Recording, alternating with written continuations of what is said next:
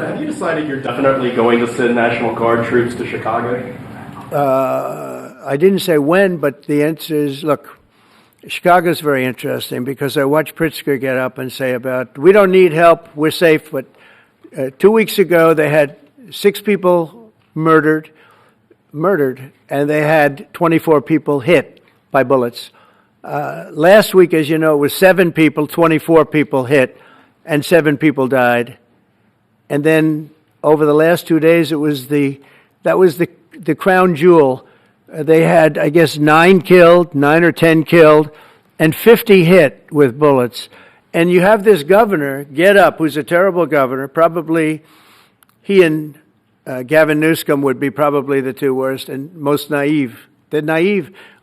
Either they're naive or they're very untruthful. And he'll say, we don't want any protection. We don't need. So in the last 3 weeks, he's lost almost 20 people killed. There's no place in the world, including you can go to Afghanistan, you can go to places that you would think of. They don't even come close to this. Chicago is a hellhole right now. Baltimore is a hellhole right now. Parts of Los Angeles are terrible. If we didn't put out the fires, and I mean the other fires, the bullet fires, they didn't do a good job with, they should have had the water coming down, like I said. You know, we had to release the water. We had to go in and release the water to L.A.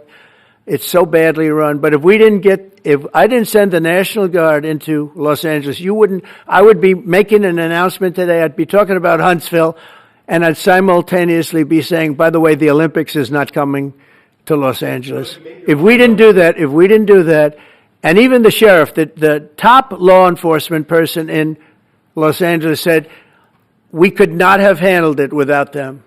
So that's what he said. Did you make your mind up on Chicago, though? Well, we're going in. I didn't say when. We're going in. When you lose, look, I have an obligation. This isn't a political thing. I have an obligation. When we lose, when 20 people are killed over the last 2.5 weeks, and 75 are shot with bullets.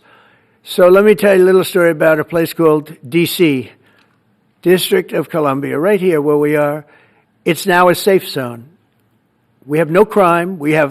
It's in such great shape. You can go and actually walk with your children, your wife, your husband. You can walk right down the middle of the street. You're not going to be shot, Peter. You're safe.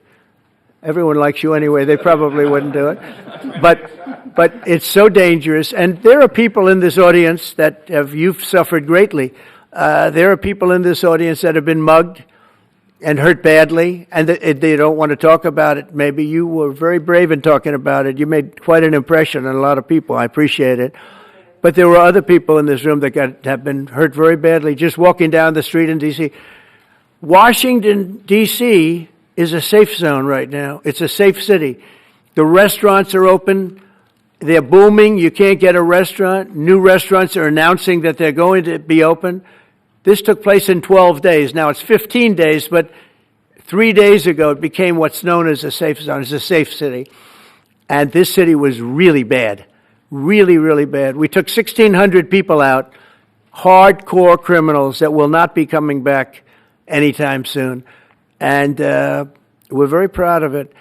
You know, to have our nation's capital lose every week. You know, it was like years, many years, where every single week somebody was killed for many, many, many consecutive weeks. This went on for years.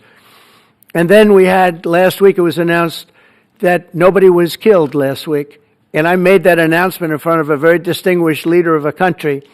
And I'm saying proudly, ladies and gentlemen, nobody was killed in Washington, D.C. this week. He looked at me like, what's that all about? I say, yeah, we have a little bit of a crime problem.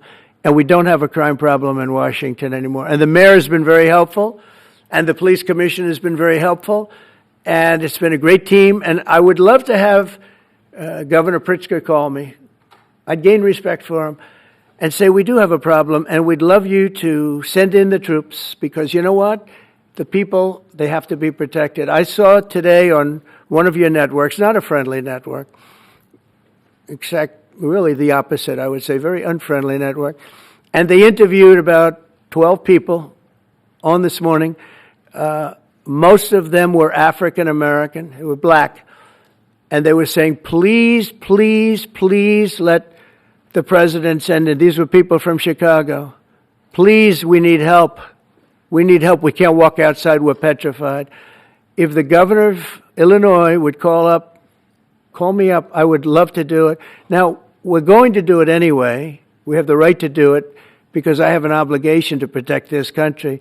And that includes Baltimore. I saw where Governor Moore was asking me to take a walk down the street of Baltimore. Well, Baltimore is a very unsafe place. It's rated number 4 in the city, one of the most unsafe places anywhere in the world.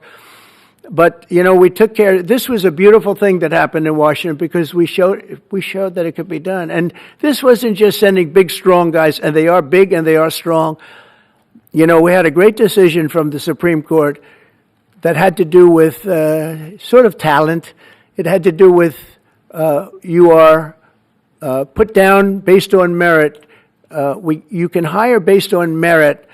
So merit for a soldier or for a policeman is strong, physically fit, having a certain ability, not a person that is woke and got the job through woke, but wasn't strong enough to lift a gun out of the holster, et cetera, et cetera. No, I looked at the police. As you know, last week I went over, we had a meeting there had to be 300 people, and they were all very impressive looking. And when the bad guys see them, they're not going to do a thing. And so I'm very proud of Washington. It serves as a template, and we're going to do it elsewhere. But Chicago is certainly going to be high. I would love to have him call. I would love the governor of Illinois. I'd be honored to take his call. All he has to do is say, sir, we need help. It's out of control. And everyone knows it is. He's not kidding anyone.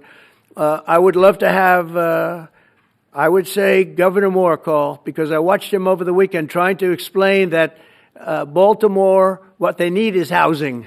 No, they don't need housing. They need to get rid of the criminals. These are hardcore criminals. You know, we took many people off the streets of Washington, D.C.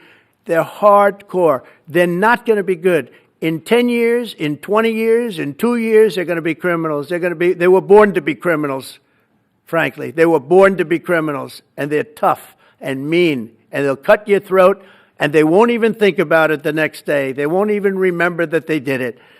And we're not going to have those people. Washington, D.C. is now a safe zone. It's a safe place, and you can walk, Katie, you can walk right down the street with, by the way, one of the biggest human beings I've ever seen, which is her husband. He was a football player for like 11 years in the NFL. He's a big person. But big doesn't mean anything when they have guns and when they have knives and everything else that they have, right?